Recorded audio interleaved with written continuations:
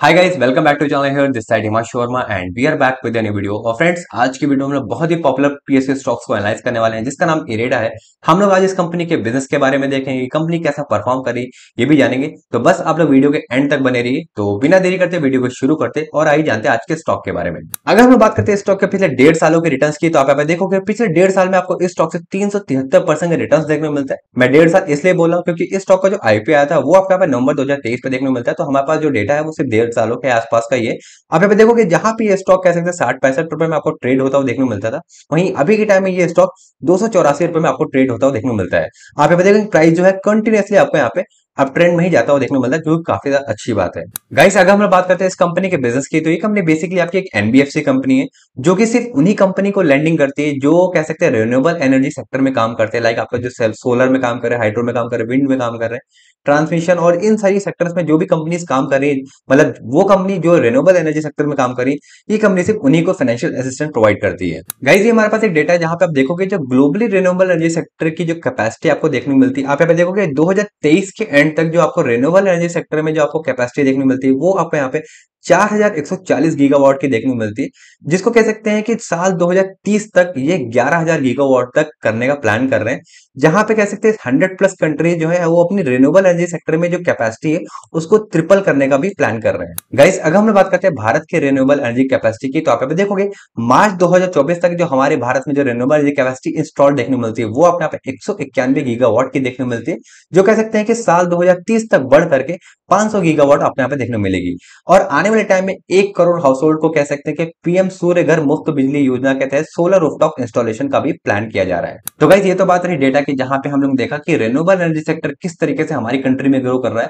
Plus world wide की बात करते हैं तो रिन्यूएबल एनर्जी सेक्टर काफी तेजी से एक्सपैंड कर रहा है। तो अभी हम लोग इस कंपनी की इंपॉर्टेंट फंडामेंटल्स को देख लेते हैं। तो आप यहाँ पे देखोगे जो इस कंपनी का हमें जो मार्केट कैप देखने को मिलती है वो हमें यहाँ पे 76,402 करोड़ की देखने को मिलती है। स्टॉक की पी की बात करते हैं तो वो हमें यहाँ पे 57 का देखने को मिलता है। अगर हम लोग कंपेयर करते हैं इंडस्ट्री पी से तो वो हमें यहाँ पे 32 का देखने को मिलता है। आरओसी की इस साल के रिटर्न की बात करें वो हमें यहाँ पे 9.30% का देखने को मिलता है। आरओई की रिटर्न की बात करते हैं इस साल की तो वो हमें यहाँ पे 17.3% देखने को मिलता है। डिविडेंड की बात करते हैं वो हमें 0 का देखने को मिलता है। अगर हम बात करते हैं इस कंपनी की डेट टू इक्विटी रेशियो की, वो हमें 5.80 का देखने को मिलता है।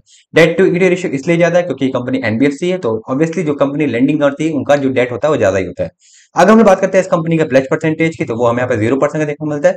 कंपनी के 3 साल के एवरेज रिटर्न की बात करें तो आप यहाँ पे देखोगे जो आरओई का जो 3 साल का हमें जो रिटर्न देखने को मिलता है वो हमें यहाँ पे 16.2% का देखने को मिलता है। और आरओसी का जो 3 साल का एवरेज रिटर्न है वो हमें यहाँ पे 8.52% का देखने को मिलता है। अगर हम लोग बात करते हैं इस कंपनी के फाइनेंशियल्स की, तो आप यहाँ पे देखोगे फाइनेंशियल 23-24 में जो आपको एक्चुअल अमाउंट सैंक्शन देखने को मिलता है वो यहाँ पे आपको 37,353 करोड़ का देखने को मिलता है। वहीं जो एक्चुअल डिसबर्समेंट अमाउंट आपको जो देखने को मिलता है वो यहाँ पे आपको 25,089 करोड़ का देखने को मिलता है। और जिनकी जो लोन बुक है वो भी आपको यहाँ पे कह सकते हैं बढ़ती हुई देखने को मिलती है। मतलब कंपनी जो है हर साल अपना जो लेंडिंग अमाउंट है वो बढ़ा रही है। अगर हम बात करें कंपनी की एक्चुअल प्रॉफिट मतलब कंपनी की पैट की, तो आप यहाँ पे देखोगे फाइनेंशियल 23-24 में जो हमें कंपनी का एक्चुअल प्रॉफिट जो देखने को मिलता है वो हमें 1252 करोड़ का देखने को मिलता है। वहीं हम लोग बात करते हैं कंपनी की अर्निंग पर शेयर की, तो फाइनेंशियल 23-24 में जो कंपनी का जो अर्निंग पर शेयर देखने को मिलता है वो हमें 5 रुपए 16 पैसे का देखने को मिलता है। आप यहाँ पे देखोगे जो कंपनी का जो एनपीए है वो भी आपको यहाँ पे काफी तेजी से कम होता हुआ देखने को मिलता है। और फाइनेंशियल 23-24 में जो हमें कंपनी का नेट एनपीए देखने को मिलता है वो सिर्फ हमें 0.99% का देखने को मिलता है। अगर हम बात करते हैं इस कंपनी की कैपिटल एडुकेसी की, तो आप यहाँ पे देखोगे फाइनेंशियल 23-24 में जो हमें कंपनी की कैपिटल एडुकेसी देखने को मिलती है वो हमें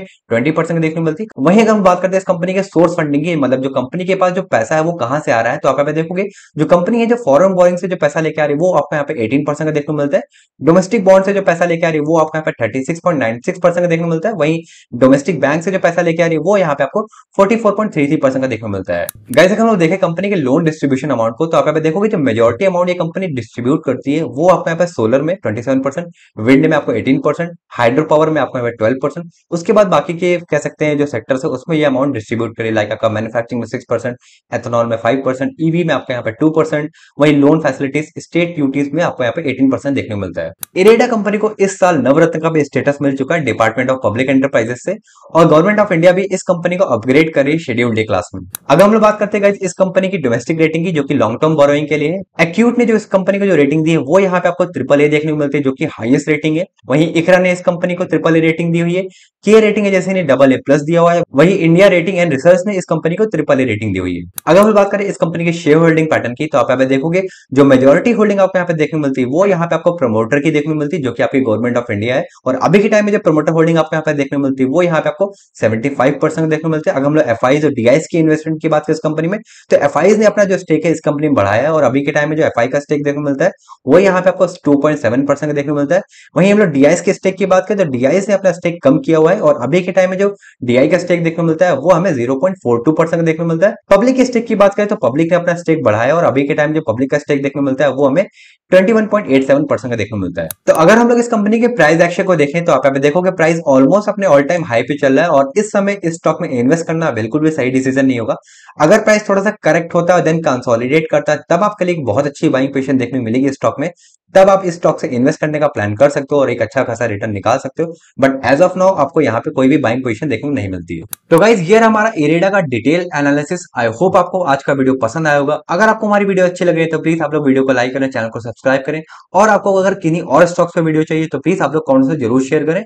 बाकी मिलते हैं हम लोग एक नए वीडियो में नए स्टॉक एनालिसिस के साथ, तब तक के लिए जय श्री राम।